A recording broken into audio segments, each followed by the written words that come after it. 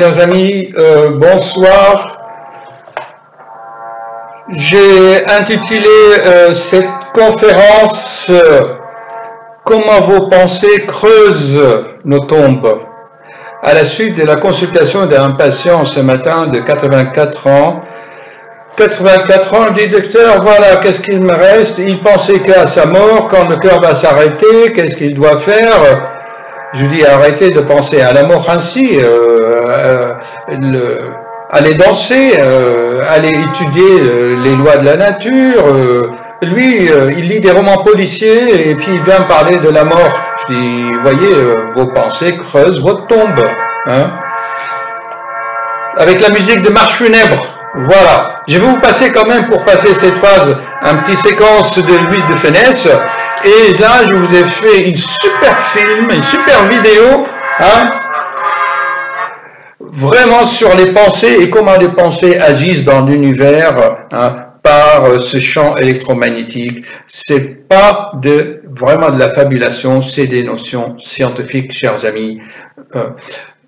Heureux de passer cette soirée avec vous, à méditer, à réfléchir. Réfléchir, c'est un mouvement, comme pour les sportifs, hein, quand ils courent. Tout à l'heure. Fantomas. Oui, c'est bien moi. Fantomas. Oh mon Dieu, ça c'est formidable. Mon ami Fandor ne vous a pas menti. C'est bien moi qui ai enlevé le professeur Marchand. Eh ben, hein, qui avait raison. Grâce à lui, je vais pouvoir mettre au point une arme terrifiante dont je vous réserve la surprise. Encore un peu de patience. Je vais être bientôt le maître du monde.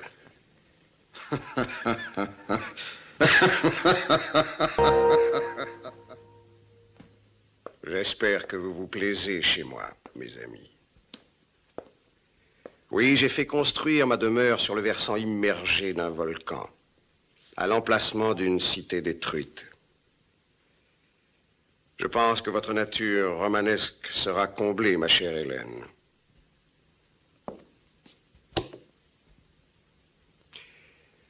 Il me fallait ce calme et ce silence pour poursuivre en paix mes expériences. Je vais d'ailleurs, messieurs, avoir besoin de votre collaboration. Ayez l'obligeance de bien vouloir suivre mes expériences sur des corps humains. Vous allez vivre des minutes extraordinaires. Et si ce grand jour doit être pour vous le dernier, vous partirez au moins avec la consolation d'avoir été les pionniers d'une science nouvelle. Patience. Je suis à vous dans un instant. En secret, nous avons mis au point un appareil d'onde télépathique. Malheureusement, pour l'instant, notre appareil ne porte qu'à 14,50 mètres. Quand nous en sommes, c'est déjà mieux que rien. Très au point. Parfaitement au point. Nous avons beaucoup travaillé. Tenez, regardez. Approche. Approche, plus vite. Plus vite. Là. Donne ton arme. Gentiment. Allons. Allons, avance. Monte là. Allons, monte là. Ferme les yeux et dors. Oh, c'est extraordinaire. Voilà. Le neurone a une tension qui peut changer lorsque les ions circulent à l'intérieur ou en dehors de la cellule. Une fois qu'une tension d'un neurone a atteint un certain niveau, elle déclenchera un signal électrique vers d'autres cellules qui répètent le processus. Lorsque plusieurs neurones se déclenchent en même temps, nous pouvons mesurer ces changements dans la forme de l'onde. Les ondes cérébrales sous-tendent presque... Chers amis, bonsoir.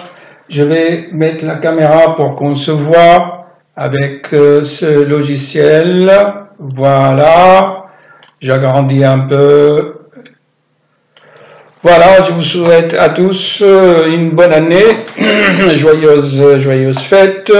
En fait, depuis quelques jours, je voulais vous faire une super vidéo avec des montages. J'ai fait beaucoup de recherches et j'ai dit voilà, je vais encore essayer de stimuler la réflexion, le discernement de voir les choses dans cette vie d'une façon claire, nette, logique, car, chers amis, il y a tellement de choses qui circulent sur le net.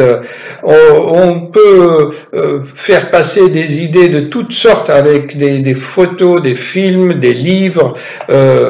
Il y a des milliers de livres qui sont publiés chaque jour. En fait, nous vivons la confusion totale. Tout simplement parce que l'être humain est incapable de savoir ce que c'est la vie. La vie demeure un mystère. J'ai vécu aujourd'hui deux expériences qui m'ont amené vraiment à être un peu pessimiste et je me suis dit bon ben j'arrête là. L'année dernière je fais 150 vidéos qui englobent un peu presque tout le fonctionnement de l'être humain, le fonctionnement vraiment intime, subtil, avec des nouvelles révélations. J'ai essayé de faire le rapport entre les sciences, les découvertes et la physiologie humaine. Voilà, comme vous voyez, regardez toutes mes vidéos là. Voilà, en fait, j'ai traité à peu près beaucoup de sujets là. Vous voyez, là, guérir la dépression, le glaucome, les tachycardies, et l'Alzheimer, là, ici, le fonctionnement de notre psychisme, l'esprit humain, comment il fonctionne. On en a fait plein. Seulement, j'ai remarqué que les gens, enfin, souvent, les gens recherchent le mal, ce qui ne va pas. Donc, c'est ce qui ne va pas qu'on cherche. Parce que, comme je vous l'avais expliqué dans la dernière vidéo, c'est ce qui ne va pas, c'est on est dans la survie. Ok? Alors, quand on est dans la survie, eh ben, on fixe son attention à ce qui ne va pas. Alors, on cherche la maladie, on est malade, c'est le corps qui s'exprime. C'est un peu la nature humaine actuellement. Mais quand l'être humain n'est plus dans la survie, qu'il a fait sa vie et qu'il est devenu riche ou qu'il a atteint ses buts, il n'est plus dans la survie, et là, qu'est-ce qui se passe? Il perd le sens de la vie. Je ne parle pas, bien sûr, de tous, prenons l'histoire, quand les Romains, ils ont détruit le temple de Salomon, et qu'ils ont pris tout l'or, vous vous souvenez, ils ont emmené tout ça à Rome. Et quand ils ont pris tout le blé de l'Égypte pour donner du pain aux Romains, qu'est-ce qu'ils ont fait après, chers amis? Comme je vous avais dit, j'essaie de susciter la réflexion. Mon but ce soir, c'est vraiment de susciter la réflexion. Je ne prépare que quelques bribes, mais je laisse un peu cette spontanéité avec une certaine émotion. Je ne récite pas des discours, voyez-vous. Alors, on avait dit, quand il n'est plus dans la survie, eh ben, c'est là, il va se débaucher. Je ne dis pas tout ça, bien sûr. L'histoire, donc, je vous ai parlé des Romains. Prenons d'autres. Louis XIV, qu'est-ce qu'il a fait quand il est au pouvoir? Il est allé se balader entre ses courtisanes et Madame Montespan. Monsieur Hollande, notre cher président Hollande, une fois qu'il est élu président, au lieu de s'occuper du peuple, qu'est-ce qu'il a fait, chers amis? Une fois qu'il a atteint, il a atteint ses objectifs, il prend son scooter, il va avoir ses copines, hein, Madame Gaillet, etc. N'en parlons pas, DSK, n'en parlons pas. Président de la Banque mondiale. Une fois qu'il a atteint ses objectifs, il n'est plus dans la survie, qu'est-ce qu'il fait, l'être humain? Il se débauche, non? La chute de l'Empire romain. Paf! La débauche. Hein? Non, ne parlons pas de Berlusconi. Hein, la liste est vraiment très longue. Par contre, tout le monde ne fait pas ça. Moi, j'ai beaucoup de respect, par exemple, de certains rois de France, Clovis, le roi Saint-Louis, qui a Charlemagne, qui a combattu qui a fait des choses pour la France. Voilà. Donc, voyez-vous, l'être humain, il est bizarre, mais il faut le guider, il faut qu'il soit aidé. Alors, qu'est-ce qu'on va faire ce soir? Je vais vous projeter des films, des petits montages, et c'est à vous de voir quel est le lien caché entre ces petites vidéos que j'ai coupées. Les références, c'est toujours YouTube, on peut rien inventer. Et vous allez voir vous-même quel est ce cheminement que j'ai mis quand vous allez regarder ces vidéos. Ok? Donc, nous sommes des amis. On est en train de passer une soirée, il est presque 23 heures passées. Après le travail, cela fait comme je vous ai dit, la joie et le bonheur de partager avec vous, avec une générosité qui me fait à moi d'avoir plaisir. Je n'y gagne rien, c'est vraiment pour le plaisir et pour aider à éveiller les consciences et réveiller le discernement. C'est vraiment la chose la plus importante. Alors, mes des expériences aujourd'hui, ils sont un peu tristes. Je peux vous en faire part. Ce matin, j'ai reçu un patient, 84 ans. Il vient, un souffle au cœur. Il faut lui faire un bilan cardiaque. Bon, moi je le vois comme ça. J'ai bien compris que le problème n'était pas le souffle au cœur. Son cœur était normal par rapport à son âge. Mais je le regardais, il était triste, abattu.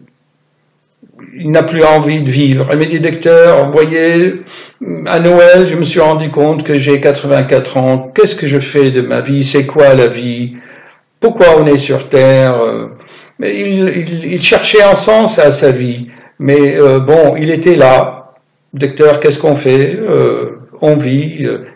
Il n'est plus dans la survie. Il a son pavillon, il touche sa retraite, il mange, il dort, il a sa femme. Mais qu'est-ce qu'il fait maintenant? Il était triste. J'ai essayé de le coacher un peu, comme j'avais appris dans les techniques de communication, mais en fait, il voulait pas, en fait. Il n'était pas motivé et surtout, si vous voulez, il aimait lire. Bon, enfin, il dit, qu'est-ce que vous lisez? Vous vous rendez compte, chers amis, ce qu'il lisait? Des romans policiers, des faits de société. Je dis, écoutez, monsieur, vous pensez que vous avez 84 ans, vous cherchez des livres, comment bien vieillir, quel est le sens de la vie, pourquoi on est là, vous savez, nos parents, ils se sont aimés, puis on est là. Vous vous rendez compte?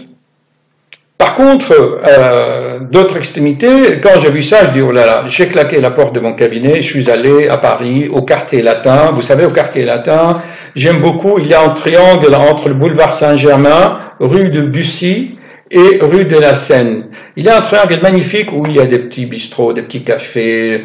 Je vais au café des Flores, là où il y a Jean-Paul Sartre. Ouais, on frime un peu. Le café des Magots, il y a des petits restos. Et je regarde comme ça.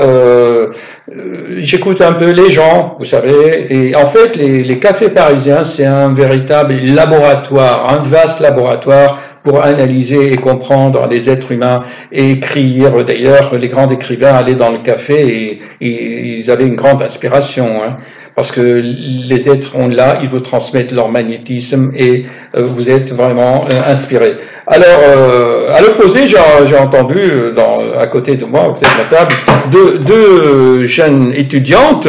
L'autre, j'ai compris qu'elle a commencé des études d'anatomie et l'autre l'étude de droit. Alors, tout de suite, ils ont commencé un bavardage. Et tout de suite, les mauvaises pensées. C'est difficile, on commence les études, on m'a dit qu'il faut, on ne faut pas réussir de premier coup. Que des choses vraiment. Alors, je n'ai pas pu m'empêcher, et ce n'est pas très conseillé, de dire, écoutez, je leur donnais toujours mon exemple, vous le savez. Bon, allez, chers amis, je vais vous faire travailler, je vais essayer de vous faire passer les vidéos, les unes après les autres, et vous allez pouvoir me dire qu'est-ce qui les relie ensemble, ok? Bon, mais d'abord, allez, un peu de musique, j'aurais dû mettre ça au début, Voyons qu'est-ce que je peux mettre comme musique, voyons. Il y a de la musique. Bon, le temps que je cherche. Alors, là, Félix.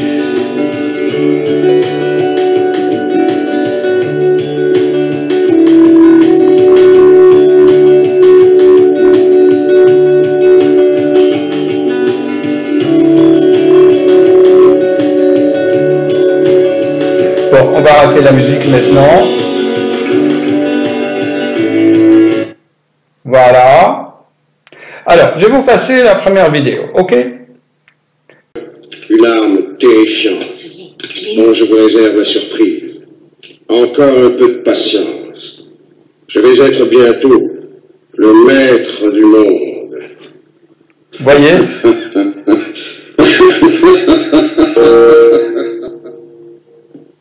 J'espère que vous vous plaisez chez moi, mes amis.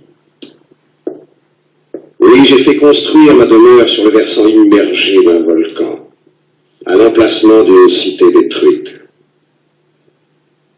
Je pense que votre nature romanesque sera comblée, ma chère Hélène.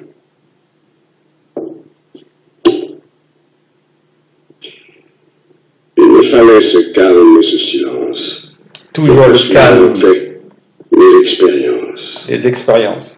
Ce que j'avais dit dans la vidéo précédente, vous vous souvenez? D'ailleurs, messieurs, avoir besoin de votre collaboration. Ayez l'obligeance de bien vouloir suivre mes expériences sur les corps humains.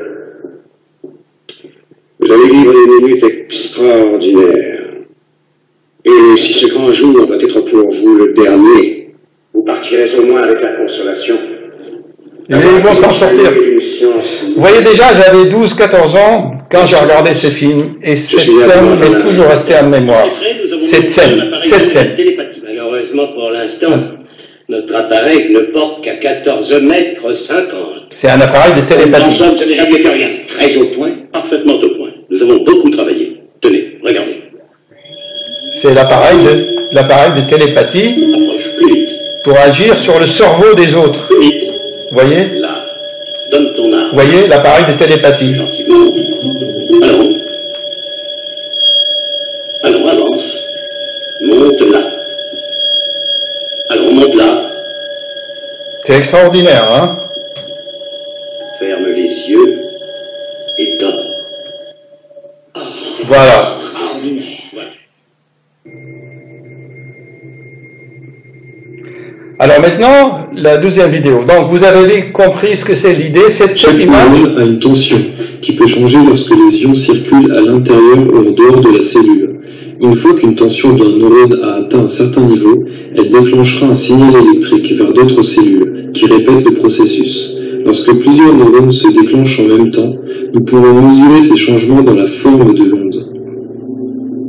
Les ondes cérébrales entendent presque tout ce qui se passe dans nos esprits, y compris l'attention, la mémoire et même l'intelligence.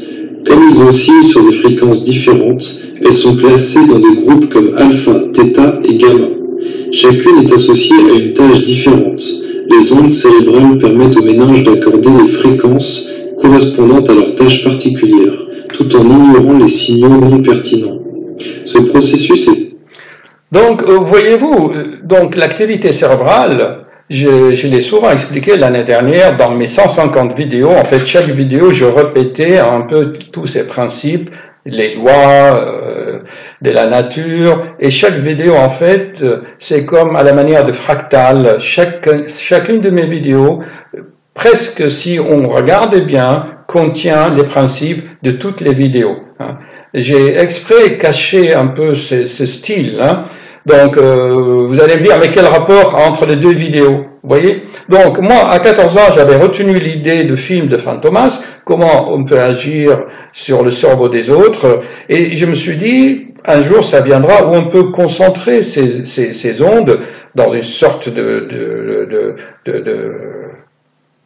télescope ou d'appareil ou un instrument pour influencer le cerveau des autres. Et quand je répète dans mes vidéos la nature électromagnétique, les champs magnétiques des cerveaux, des plexus solaires et tout, ben les gens ne comprennent. Je suis désolé. Peut-être il faut regarder plusieurs fois les vidéos que je vous ai faites pour vraiment intégrer toutes ces notions. Allez, on continue. Semblable à celui d'une radio, captant différentes ondes pour avoir des stations de radio.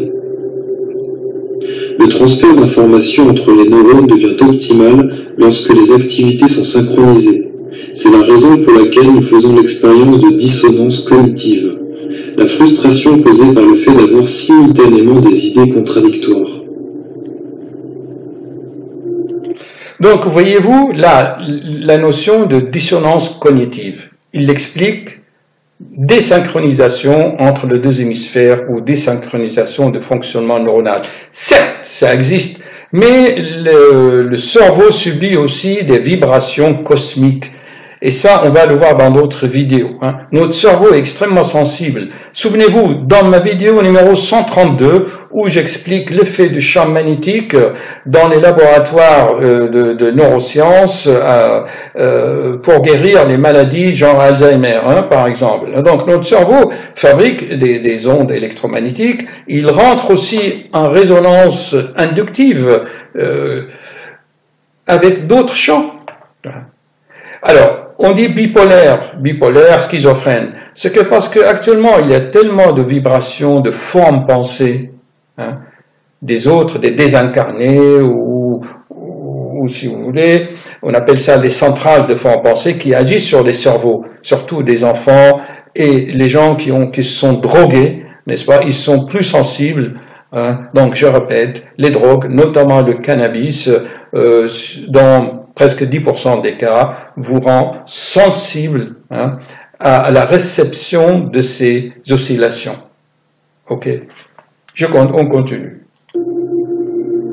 La volonté est simplement le voyage pour réduire la dissonance entre chacun de nos circuits neuronaux. L'évolution peut être considérée comme un processus similaire, où la nature tente de s'adapter ou de raisonner avec son environnement. Mais l'homme évolue au point où il devient conscient de lui-même. Il commence à méditer sur sa propre existence. Quand une personne est confrontée à un paradoxe ou un objectif, tout en pensant que l'existence humaine est vide de sens, une dissonance cognitive se produit. Tout au long de l'histoire, cela a conduit beaucoup de personnes à prendre une posture spirituelle ou religieuse pour tenter d'expliquer le fonctionnement de notre conscience, car la science a... Donc, voyez-vous, là, on est rentré dans la spiritualité, dans ce domaine très dangereux, où on dit n'importe quoi, mais si vous savez que la base, c'est, comme on va le voir, que le cœur et la circulation sanguine génèrent un champ magnétique, mais il y a 2000 ans, je le répète, comme je l'ai souvent dit dans mes vidéos, il y a 2000 ans, on ne savait pas ce que c'est le champ magnétique, les dynamos, l'induction, les électrons, on ne savait pas, donc on appelait ça les esprits, on est d'accord? La volonté joue un grand rôle, le libre arbitre joue un très grand rôle. Omis de donner des réponses à des questions existentielles, telles que pourquoi et comment suis-je moi?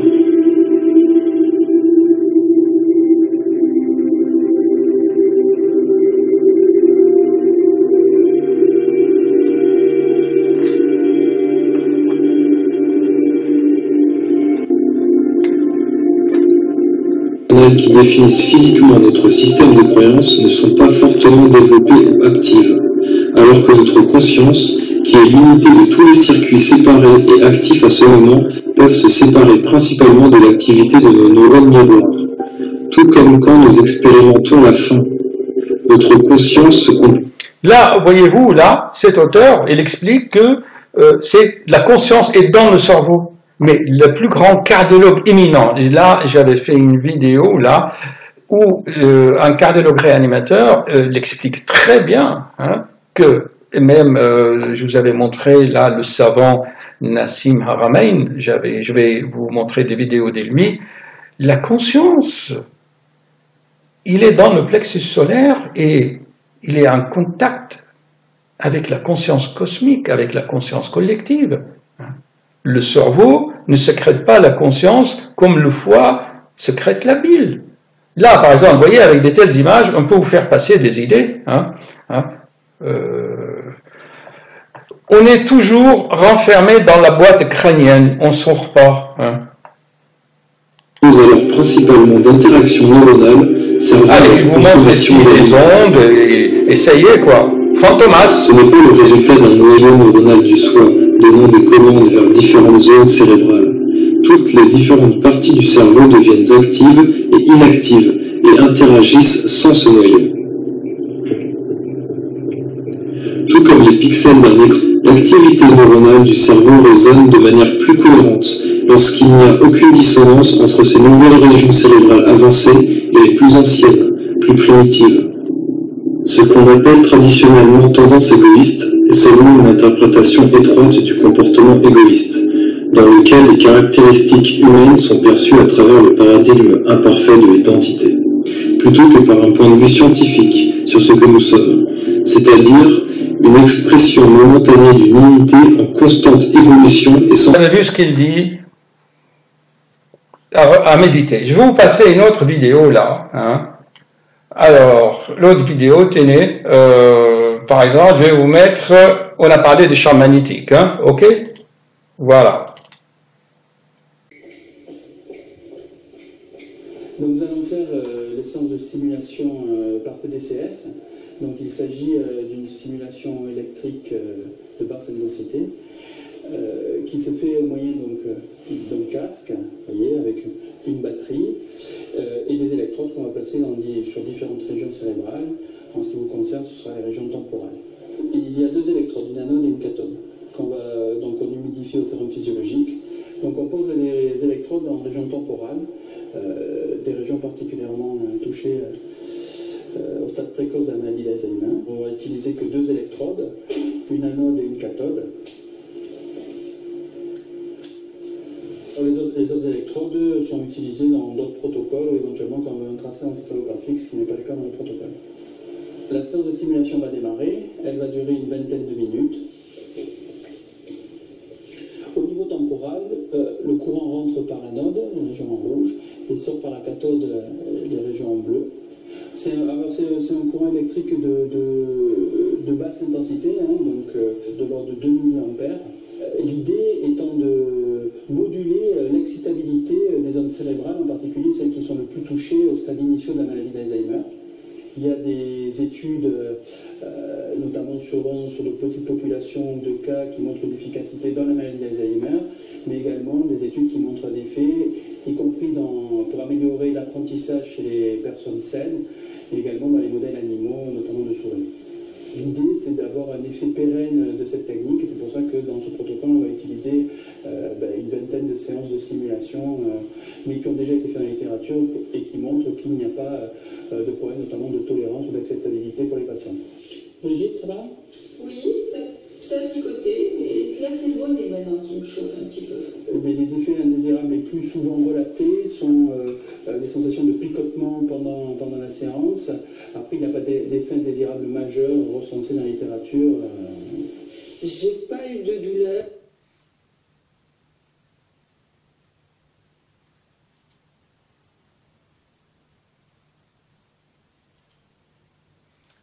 Voilà, chers amis, vous avez vu, donc, ce n'est pas, je regarde la vidéo, c'est pas de l'hallucination, tout ce que je vous dis depuis des mois et des mois, hein, le voilà, le cerveau est sensible aux champs magnétiques. Mais l'être humain, lui-même, il peut fabriquer ces champs. Je vous l'avais expliqué par la cohérence cardiaque, par le rythme respiratoire. Vous vous souvenez? Et ça, c'est sur le plan mécanique, par l'oxygénation. L'oxygène, ça fait fonctionner les cellules, ça augmente les potentiels. Hein. Et surtout, psychologiquement, par la bienveillance, tout simplement. Un simple sourire suffit pour développer cette intelligence du cœur. Je suis un cardiologue, ma mission est... C'est quoi ma mission sur cette planète? C'est de développer chez mes concitoyens, chez mes frères, chez mes amis, chez mes abonnés de YouTube, l'intelligence du cœur. Comment on développe l'intelligence du cœur? Il n'y a pas 36 solutions. L'empathie, la compassion, la bienveillance et ne pas faire à l'autre ce que tu ne veux pas qu'il te fasse. Regardez, actuellement, beaucoup de pays, certains pays n'ont plus de gouvernement, n'ont plus de police. Regardez en Venezuela, si quelqu'un vole, on le lynche dans la rue. Il n'a plus de gouvernement, pas assez de police. La Belgique, pas de gouvernement. Les gens, on va évoluer. Si on applique ces recommandations, on n'a plus besoin des ministres de police, il n'y aura plus d'attentats, il n'y aura plus de terrorisme, puisque tous, on sera des frères, on sera les amis de la terre, Gaïa. Je vais vous montrer maintenant en image ces champs magnétiques. D'ailleurs, c'est un Américain qui les a mis. Alors, j'espère que je vais les retrouver. Ça s'appelle l'intelligence du cœur. Regardez comment ça fonctionne, les ondes que je vous explique depuis des mois. J'ai trouvé ces images magnifiques. Hein, et dans justement le logiciel de cohérence cardiaque. Vous vous souvenez? Mettez en pratique. Voyons, regardez. Regardez donc ce que je vous explique ici, donc c'est l'intelligence cosmique, ou il l'appelle la conscience supérieure, il y en a qui l'appellent l'ange gardien, Dieu, la lumière, tout ce que vous voulez. Hein. Donc je regarde si ça fonctionne bien, oui. Donc l'être humain a des, comment on appelle, des fils de lumière au-dessus de lui. Là, dans le message de grade d'Abdurrahim, il vous dit bien qu'il y a des fils de lumière, des rayons de lumière sur la tête des êtres humains. Mais pour se connecter, il faut bien qu'il y ait la connexion vienne d'ici, du cœur, du champ magnétique du cœur, ici. Vous le voyez? Ok, c'est clair. Et ça, le cœur vibre avec quoi, à votre avis, chers amis? Il vibre avec l'amour, pas l'amour sensoriel. L'amour, c'est quoi? C'est faire ce qui est utile à l'autre, même s'il faut lui donner la fessée. Donc, pour se connecter, ben c'est simple, faire vibrer ici, monter la fréquence ici, pour se mettre en contact ici. Celui-là ne vient jamais vers vous. Ok? C'est à vous d'aller ici.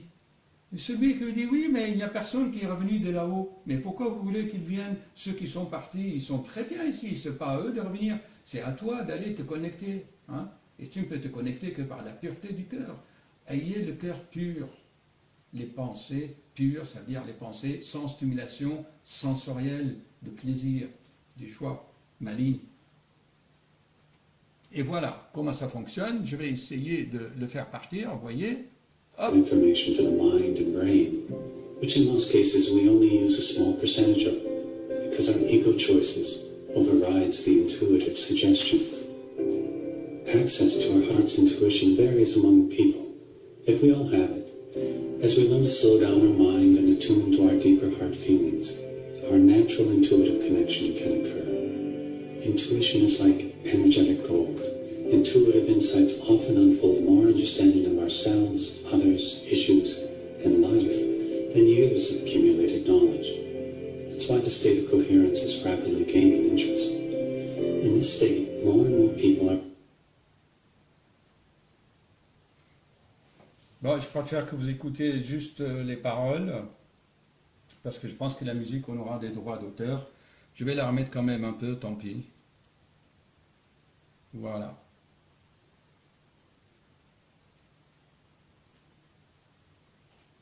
C'est pas grave si j'ai un droit d'auteur. Animals, and the environment.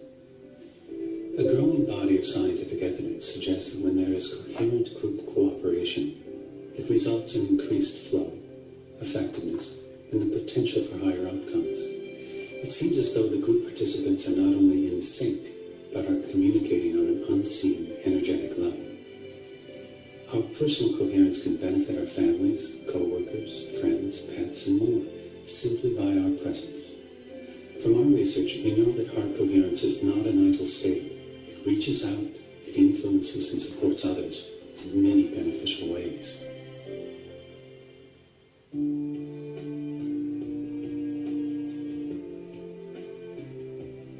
Scientific evidence provides support for a global field environment that connects all living systems and consciousness. Many scientists believe that a feedback loop exists between all humans and the Earth's energetic systems. We are working together with other initiatives to realize the increased effectiveness of collective intention and cooperation. There are growing numbers of organizations with tools and techniques that facilitate increased heart connection and collaboration with others. This evolves into a collective opening of the heart, which is a major step towards increasing social and global coherence. We call this heart-based living. IHM, through its Global Coherence Initiative project, is strategically placing 14 sensors around the world to measure the Earth's magnetic resonance. This global network will enable our scientific inquiry into the interconnections between the Earth's magnetic field and collective human emotions and behaviors.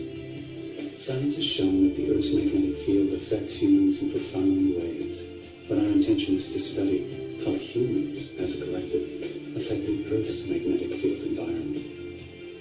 Every individual's energy contributes to the global field environment, and each person's thoughts, emotions, and intentions affects the field. The first step in increasing the coherence of the field environment is for each individual to take responsibility for their own energy. We can do this by becoming more conscious of the thoughts, feelings, and attitudes that we are feeding the field each day. Our hypothesis is that as enough individuals increase their heart coherence, it leads to increased social coherence. As a critical mass of cultures and nations become more harmoniously aligned, this can eventually lead to increased global coherence and sustainable peace. Doc Children, the founder of HeartMath, puts it this way: as more of humanity practices heart-based living, it will qualify the rite of passage into the next level of consciousness. Using our heart's intuitive guidance will become common sense based on practical intelligence.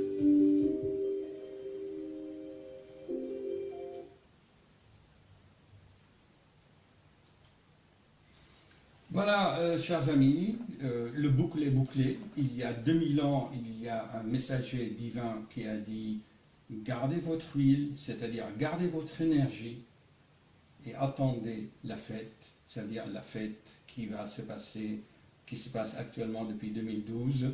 C'est la nouvelle mutation du cerveau. Ne gaspillez pas l'huile de vos lampes, vous les jeunes. C'est sûr, vous attendez cette mutation, chers amis, vous l'attendez, mais soyez patients. Mais je vous avais expliqué, pour se connecter à cette intelligence cosmique, il faut que vous partiez de la base de votre plexus. Si vous gaspillez cette énergie sexuellement et par les plaisirs, vous ne pouvez plus vous connecter à cette conscience et intelligence supérieure. D'où la schizophrénie, la dépression, la bipolarité, soi-disant, et les gens sont déprimés. Pourquoi? En France, on est déprimé, soi-disant qu'on est laïque, mais on a fait de la laïcité une religion contre toutes les religions. Hein. C'est une honte à la France de faire de telles choses, alors qu'en Bretagne, à Londres, j'y étais, hein, le maire de Londres, c'est un musulman pakistanais. On ne peut jamais trouver ça en France. Mais chacun a ce qu'il mérite. Hein. Ce qu'on récolte, c'est qu'on sème. Hein. Allez, debout la France, soyez ouverte à cette nouvelle façon de voir les choses. Hein. Vous, les jeunes, je ne pratique pas les principes lucifériens, hein, dont Shakespeare en parle déjà depuis 400 ans. Hein. C'est que cette énergie vous est nécessaire. Soyez intelligents pour vous connecter, pour être en résonance avec ce cosmos, pour que notre planète avance toujours. Avance toujours. À bientôt. Excusez-moi pour la vidéo. Hein. Voilà. Donc je vais arrêter ça. Tac. Voilà. Et je reviens ici. Et... Je ferme ça. Alors donc, vous avez vu que il essaye donc, je le répète. Hein. D'ailleurs, si vous regardez la vidéo 132, on voit bien. Alors, on a parlé donc de Monsieur Nassim Haramein, là, voilà. Bonjour à tous. Voilà, on m'a fait un partage extraordinaire. Alors, je ne suis pas dans l'adulation. Je suis quelqu'un Voici le site, là, hein. Énormément. Voilà. Je vais vous parler de Nassim. Nassim, j'ai envie de l'appeler l'araméen.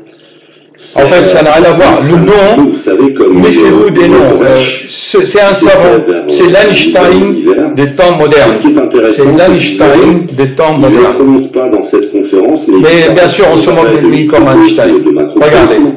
Il ne prononce pas cette phrase, mais c'est ce qui est en haut et comme ce qui est en bas. C'est externe une petite. Voilà, je vous ai donné la référence. Alors maintenant. Tout le monde connaît Givaudan peut-être, on a dit que ces vibrations prennent forme. Voilà, donc je vais vous montrer les formes pensées. Comment changer de vibration?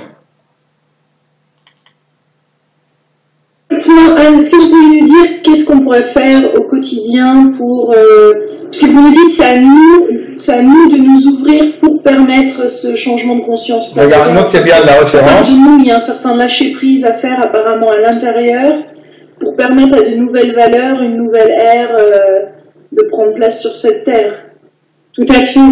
C'est-à-dire que il faut se rendre compte, ce qui est important aussi, c'est de se rendre compte que la planète on va pas retaper la Terre, on va pas reconstruire sur des bases. Donc, il va y avoir la fin d'un monde, c'est pas la fin du monde en fait, mais c'est la fin d'un monde, et plus on va tenir, on va avoir on aura des valeurs anciennes, plus on va avoir l'impression que notre monde s'écroule. Donc il est temps maintenant de se dire. Donc vous avez vu, chers amis, il nous faut des valeurs. Il nous faut des valeurs, c'est la moralité. Donc je fais 5 conférences de messages de Graal qui expliquent bien l'effet de ces valeurs. C'est extrêmement important. Hein. Donc cet enseignement n'est pas sectaire. Alors maintenant, je vais vous montrer autre chose. Le principe, tout le monde connaît le principe de l'électricité. Voilà, voyez-vous là, ici ça symbolise la circulation du sang, les artères, la tuyauterie, et ici le cœur qui pulse. Donc le mouvement crée le champ magnétique. Hein, ok?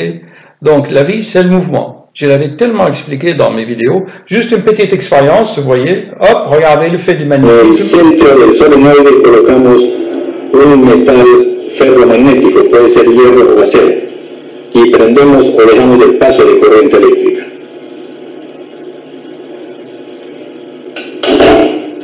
Se produjo una reacción.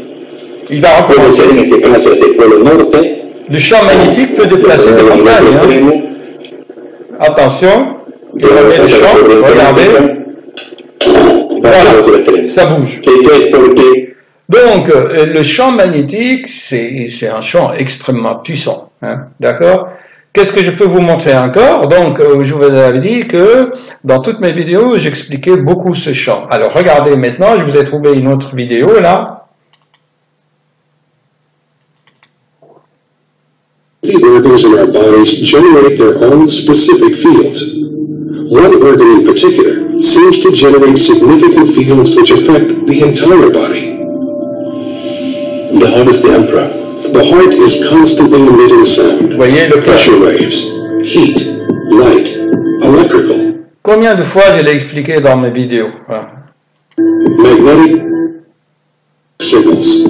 Or, if you look at the ça c'est vraiment, ça c'est une diapositive que j'aime beaucoup parce qu'en fait c'est le cœur qui génère un magnifique champ et ce champ magnétique rentre en résonance inductive.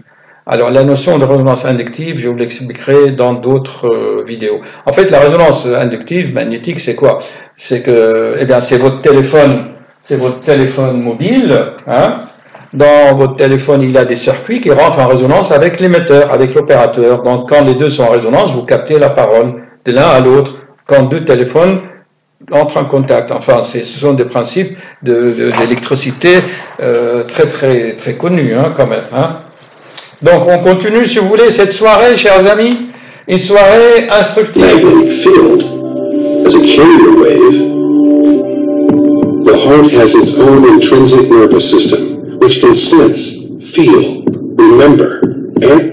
Alors le drame pour avoir le discernement et comprendre ces choses-là, c'est que les scientifiques ou ces gens-là, ils veulent vraiment pinailler là, j'allais dire des gros mots, hein, et disent voilà, dans le cœur il y a des nerfs, donc le cœur pense, donc le cœur il a de l'intelligence.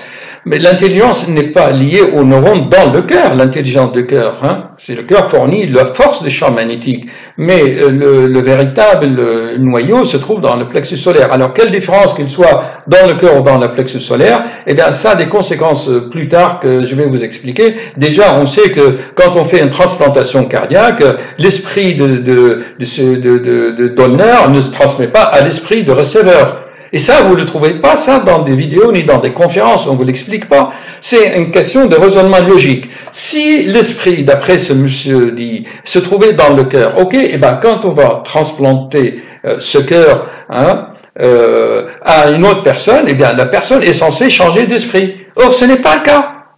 Mais donc, voyez-vous, on peut vous faire passer par des images magnifiques n'importe quoi. N'avalez pas n'importe quoi. C'est pour ça, apprenez le langage de la nature, le langage de ce créateur, le langage de l'intelligence universelle, le langage de l'intelligence cosmique.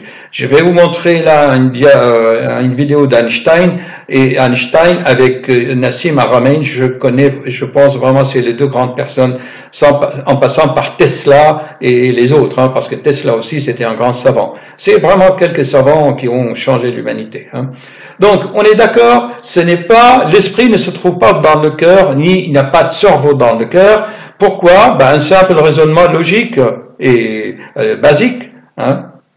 Ok? Et quand on met un cœur artificiel, Karmat, le professeur Carpentier, quand on met un cœur artificiel, ben si l'esprit était dans le cœur ou l'intelligence, eh ben celui qui reçoit le cœur artificiel qui a vécu quelques mois n'est pas devenu bête ou n'est pas devenu plus intelligent. Enfin, il suffit d'un peu de logique, non, chers amis? Cette soirée, vraiment, j'espère que vous en profitez pour développer votre discernement et un peu de logique. C'est quoi la logique? C'est simple, c'est un syllogisme. Tous les hommes sont mortels. Je suis un homme, donc je suis mortel. Ce sont des déductions, mais il faut encore avoir la volonté et faire l'effort intellectuel de réflexion. Quand ce vieillard de 84 ans, mais qu'est-ce que je fais de ma vie? Mais ok. Mais je lui ai dit, le jeune, lui, il est sportif, il est musculaire, il voyage, il voit, il court. Mais toi, tu es âgé, tu n'as plus peu de muscles, tu vois plus, tu n'entends plus, donc tu rentres en toi et tu commences à réfléchir. La réflexion chez le vieillard, c'est comme un marathon chez le jeune. Il suffit un mouvement, qu'il soit un mouvement intellectuel, logique, un mouvement spirituel, magnétique dans le cerveau, ou un mouvement musculaire. Ok, c'est le mouvement qui crée le champ magnétique pour vous connecter. Process information that's independent Ils ont tout mis dans le cœur. Studies have attached to sensors to record their brainwave activity, heart activity, and heart-brain interactions. A person will be sitting in a computer, push a button, and then we're recording physiological data, and 6-8 seconds later, you would be shown a photograph. Participants were shown pictures of car accident victims, snakes attacking, and other disturbing images. On the other end of the spectrum, the pictures included flowers or sunsets. The photographs were randomly assigned for display to the participants. What's key here is that you have waves now showing that we read. The heart is connected to a field of information and intelligence that's different but complementary to the field of the brain. It's very clear these neurons in the heart and the brain part have Voici mes sources, je cite mes sources. They process information. Je suis honnête, il a le droit d'auteur. Other researchers theorize that the heart may be the master organ for inputting information into the body field. There's a lot of neural tissue in the heart, and we believe that neural tissue is there in order to act as an imprinter for the hologram. The body's holographic body field is continually supplied with information via the pressure waves of the heart. Inside the heart there is an enormous amount of charge. Now the pressure waves in the presence of this charge inside the chamber of the heart is sufficient to imprint information. If the heart is transmitting or inputting information, there must be a way for the cells in the body to receive that information. There are receptor protein cells on the outside of this cell which are simply there to receive environmental information. How is my day today? What is going on out there? What does the body want this little cell to do today? You see what I mean? There has to be intercellular communication, but there has to be one source so there can be one control system for the body. And the system, the liver, and all the organs have other tasks, but the heart is all ruling all. There's a concept in energy medicine called energy cardiology that says that the signals produced by the heart are all of regulatory importance. The heart is constantly emitting sound, pressure waves, heat, light, electrical, magnetic signals. All of the cells and... Alors, voyez-vous là, chers amis, voyez-vous ça, il essaie de faire passer le cœur pour tout, pour un régulateur, par les pulsations, il va envoyer des ondes pour réguler, envoyer des informations à toutes les cellules du corps. Mais on ne peut pas faire n'importe quoi au cœur. Le cœur, il fait ce qu'il a à faire, hein, il envoie le sang, mais il n'a pas de conscience. Hein, et il y a d'autres organes qui régularisent, on appelle ça les biorhythmes. Le rythme jour et nuit, il y a l'hypothalamus, l'hypophyse, il y a l'épiphyse, il y a plein de feedbacks hormonaux. Enfin, vous voyez, on essaie de tout, mais non. Il faut vraiment avoir un certain discernement. Hein. Il faut rendre à César ce qui est à César. On ne peut pas enjoliver, faire des films pour passer des idées comme ça. Hein. Il faut une certaine logique. Hein. Par exemple, pour le cœur, vous pouvez vous-même trouver cette idée que si le cœur fait tout ça comme il dit, alors, et le cœur artificiel, c'est lui qui a un cœur artificiel pendant quelques mois, hein, entre autres, ou les transplanter. Donc je me répète, hein. Qu'est-ce qu'il va dire? The body are receiving these different kinds of signals at different times because they travel at different velocities through the circulatory system. The heart generates by far the largest rhythmic electromagnetic signal in the body. If you look at this magnetic field as a carrier wave, it's being... Notre cerveau prend des décisions bien avant qu'elles frappent à notre conscience. Mais en gros... Voilà, écoutez cette autre idée, c'est qu'il veut vous démontrer que on prend une décision un peu trop tard, alors que le cerveau a déjà, lui, pris sa décision. Et en fait, je l'ai tellement expliqué qu'il y a la trilogie, le plexus solaire, le cervelet, le cerveau. Mais eux, ils veulent tous faire passer par le cerveau. Mais il y a aussi les circuits de l'amygdale. Si vous regardez l'amygdale, il y a la voix haute, la voix basse. Bon, c'est une autre expérience qui va vous montrer, comme l'autre. Vous vous souvenez, dans notre vidéo, il vous montre un serpent et une fleur. Vous vous souvenez, hein, dans l'autre vidéo. Pour vous dire que c'est le cœur qui capte l'information avant le cerveau.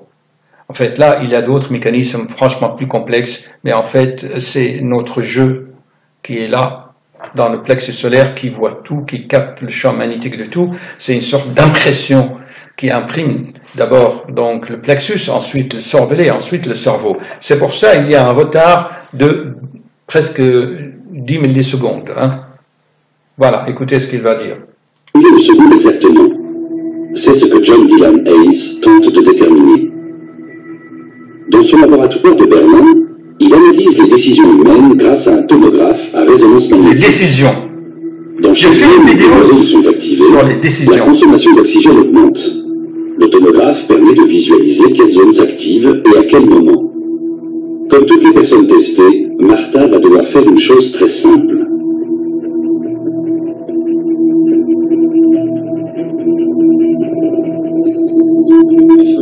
Je vais vous demander d'appuyer sur le bouton gauche ou le bouton droit, spontanément, au moment où vous le souhaitez. En laboratoire, nos décisions et donc notre libre arbitre sont réduits à une simple pression sur un bouton pour rendre visibles les modèles d'activité de notre cerveau. Une pensée aussi simple que celle-là fait déjà s'activer des millions de cellules nerveuses. Presser sur un bouton, c'est encore observable. Mais le résultat de tous les tests pratiqués est étonnant.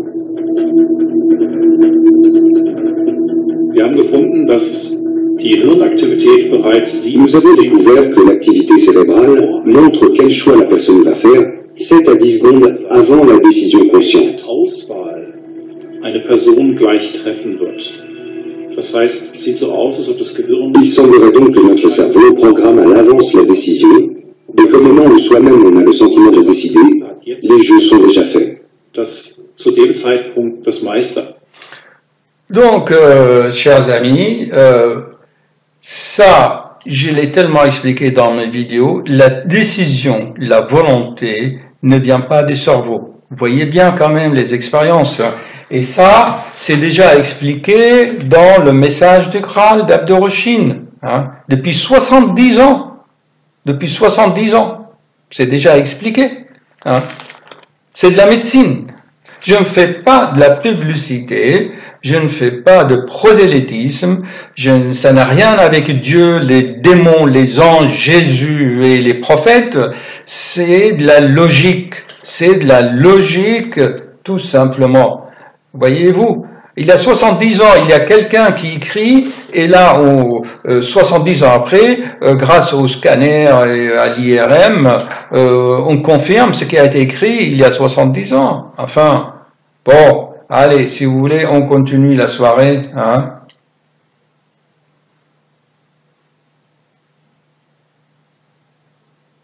Allez, je vais remettre ça.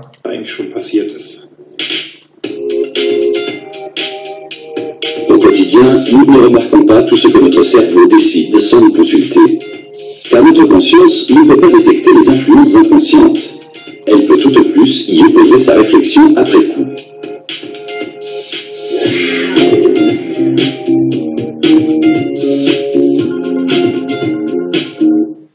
Organs in our bodies generate their own specific fields.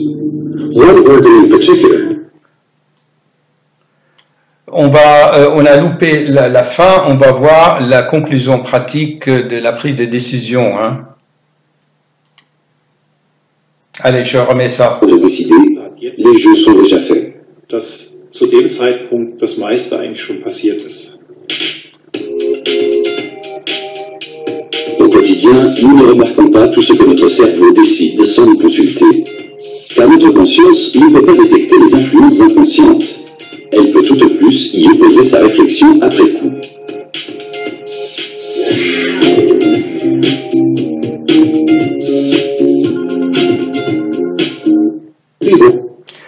Alors, chers amis, soyez vigilants parce qu'on utilise beaucoup ces mécanismes neurophysiologiques pour vendre et pour tromper les gens, surtout les politiques, pendant les élections. Ils font beaucoup de pubs et on appelle ça... par exemple, la démocratie, c'est que avant d'élire quelqu'un, avant de choisir un candidat, on est tellement influencé et que on a déjà pris la résolution et avant d'aller voter. Ça, c'est très important. Et il faut que vous vous intéressiez à ce domaine de neuromarketing. On trompe vraiment les gens grâce à ces connaissances qui sont utilisées dans une société de consommation pour dégrader et débaucher encore l'être humain au lieu de l'anoblir. Bon, écoutez, on va donc arrêter cette vidéo là et on va voir si vous voulez un autre, si vous n'êtes pas fatigué. Alors donc, j'avais dit qu'il faut apprendre le langage de cet univers, le langage de la nature. Voilà, voici une vidéo qui est bien. Hein.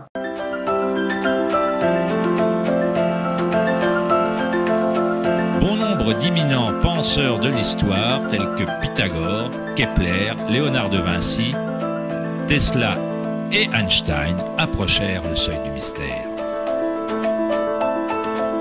Einstein dit « Le mystère est la plus belle chose qu'on puisse ressentir. C'est l'origine de tout art et de toute science véritable. Celui qui ne ressent pas cette émotion, qui ne parvient plus à faire une pause pour s'émerveiller et se laisser impressionner, ne vaut pas plus que la mort. Il a les yeux fermés. » Nous sommes comme un enfant entrant dans une énorme bibliothèque pleine de livres en langues différentes. L'enfant sait que quelqu'un doit avoir écrit ces livres. Il ne sait pas comment. Il ne comprend pas les langues dans lesquelles ils sont écrits. L'enfant a la vague impression que ses livres sont arrangés selon un ordre mystérieux, mais il ne sait pas comment. Et c'est d'après moi l'attitude la plus intelligente d'un être humain envers Dieu. On voit un univers arrangé à merveille et obéissant à certaines lois. Nos esprits limités ne parviennent pas à comprendre la force mystérieuse qui déplace les constellations. Chaque scientifique qui approfondit l'univers et chaque mystique qui fait une introspection profonde finit par être confronté à la même chose, la spirale originelle.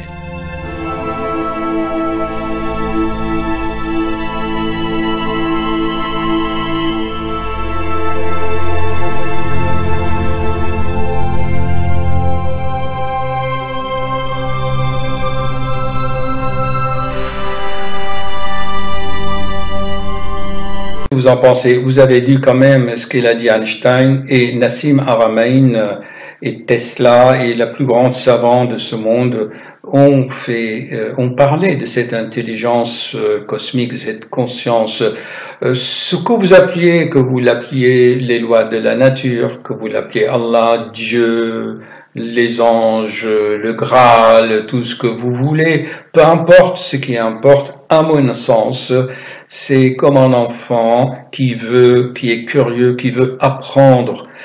Actuellement, si vous voulez, si vous observez l'humanité actuellement, si vous regardez les actualités, si vous observez ce monde, le monde est déjà fini, il est déjà divisé en deux parties.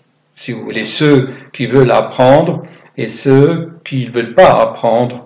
Et ils sont un peu parfois motivés par la maladie. On les voit dans nos cabinets. On voit bien que, comme ce patient qui m'a motivé cette vidéo, on voit bien qu'il ne veut pas apprendre. Hein, il ne veut pas apprendre. Dans les évangiles, qu'est-ce qui est écrit? Au commencement était le Verbe, il faut apprendre la parole. Dans le Coran, qu'est-ce qui est écrit? Moi, j'ai lu tous les livres religieux du monde. Dans le Coran, il dit, commence à lire. Lis d'abord. Lis au nom de ton Dieu. Ce qu'ils disent dans le Coran, les premiers versets. Dans la plupart, mais les religions, si vous voulez, ils sont transformées en dogmes. Et ça n'a rien à voir avec la parole elle-même. D'accord? Bon, écoutez, on va conclure cette soirée, ça va faire presque 1 heure, il est bientôt minuit. Je suis vraiment ravi de passer cette soirée avec vous, sur cette dernière séquence qui dit c'est à nous, il faut que c'est nous, en faisant nos expériences, qu'on apprenne ce langage de l'univers et pour le comprendre. Si un enfant n'apprend pas la langue maternelle, comment il va comprendre son père et ses copains et la société où il vit? Ok? Et là, ça me fait vraiment plaisir, donc je vais enfreindre vraiment les consignes de l'auteur et je vais vous lire juste une petite paragraphe. Normalement, il n'est pas conseillé de lire des paragraphes. Il y a une conférence ici qui s'appelle le langage du Seigneur ou le langage de Dieu ou le langage de l'univers, peu importe. Et voilà ce qu'il dit. C'est un devoir sacré pour l'esprit humain que de rechercher pourquoi il vit sur Terre ou plus généralement dans cette création à laquelle il est rattaché comme par des milliers de fils. Aucun être humain ne se croit assez insignifiant pour s'imaginer que son existence soit sans but, à moins qu'il ne la rende lui-même sans objet. Pour cela, il se considère de toute façon comme trop important, et pourtant, seuls quelques êtres humains de la Terre parviennent avec peine à se défaire suffisamment de leur paresse d'esprit pour se préoccuper sérieusement de rechercher quelle est leur tâche sur Terre. Voilà, chers amis, voilà. Si cette année 2017, vous commencez par de telles connaissances, par de telles conférences de très haute gamme, comme je vous ai dit, je m'adresse que aux gens intelligents, vraiment. Qui c'est qui va apprécier ces paroles? Celui qui dit, comme je l'ai dit dans ma conférence, là, au début de l'année, vous vous souvenez, j'avais fait 5 conférences, je lui dis qu'il est abaché dans son fauteuil, puis montrez-moi Dieu, le Créateur. Il faut que tu travailles toi-même, c'est pas eux qui viendront vers toi, c'est à toi d'aller. Ok?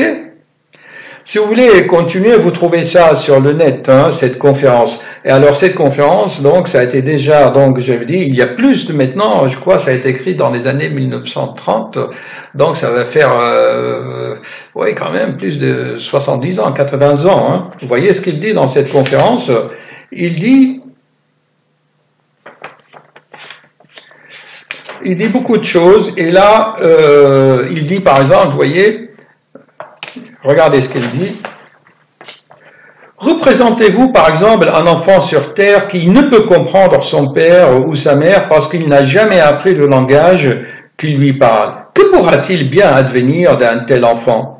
Il ne sait pas de tout ce qu'on entend de lui et il va de ce fait de difficulté en difficulté, il s'attire malheur sur malheur et devient peut-être finalement inutilisable pour tout but terrestre comme pour toute joie terrestre.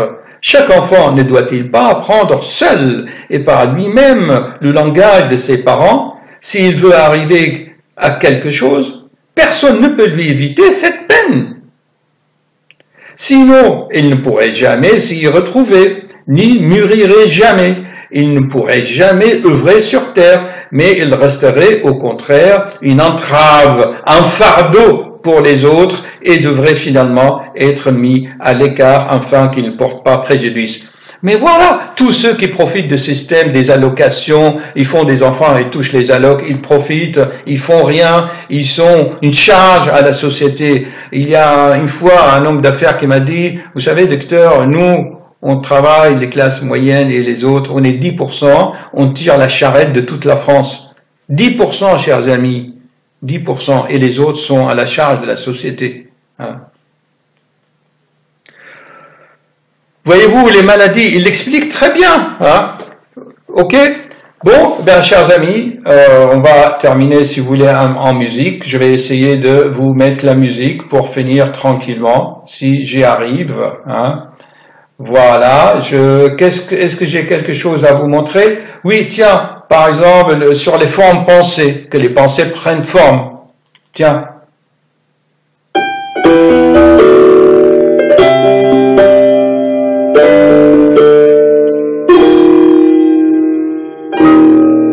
Voici ma source, hein, c'est YouTube.